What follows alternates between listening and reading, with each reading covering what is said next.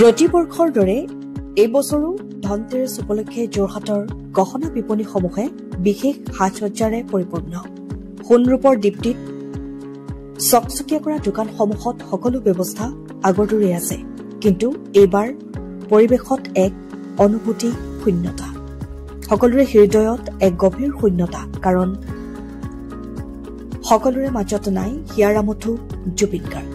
জুবিন গাৰ্গৰ অনুপস্থিতিয়ে যেন আনন্দৰ ৰং ম্লান পেলাইছে। মানুহৰ মুখত হাঁহি আছে, কিন্তু মনত যেন এক হেমেকা। দোকানীসকলে কয় প্ৰতি বছৰত এই দিনত দোকান ভৰ্তি হৈ থাকে, কিন্তু এইবাৰ যেন উৎসাহ উদ্দীপনা নাই। সকলোৱে নিয়ম অনুসৰি ধনতেৰছ পালন কৰিছে। গহনা কিনিবলৈ কিছুমান লোক আহিছে, কিন্তু তাত নাই আগৰ দৰে কোলাহল, নাই উৎসৱ মুখৰ পৰিৱেশ। আজি পবিত্ৰ ধনতেৰছ ভাৰতৰ লগতে অসম তথা যোৰহাটতো পালন কৰা হৈছে, তথাপি পৰিৱেশত শীতলতা, উৎসৱৰ মাজতো এক নিস্তব্ধতা, যেন সকলো সাজসজ্জা আৰু দীপমালাৰ মাজতো এক শূন্যতা বিৰাজমান।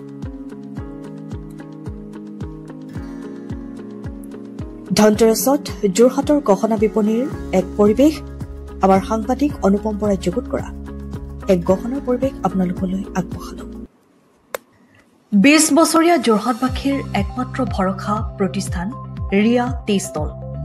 হয়, যোৰহাট পুৰণি বালিবাটস্থিত বিজি পথত আপোনালোকৰ আপোন আৰু ভৰসাৰ চাহ, মিঠাই, বিভিন্ন সুস্বাদু সমৃদ্ধ বিপণী Riya tea stall. Riya tea ষ্টলৰ দ্বিতীয়খন সংযোজন ৰিয়া টি ষ্টল ৰাইজৰ বাবে মুকলি। ইয়াত নানান ধৰণৰ বিস্কুট, ব্ৰেড, সুস্বাদু পেষ্ট্ৰি, কেক, চাহ, কফিৰ লগতে বাৰ্থডে কেক উপলব্ধ।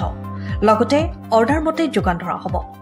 তেনেহ'লে পলম নকৰি আহক আপোনালোকৰ প্ৰিয় বিপণী ৰিয়া টি ষ্টললৈ।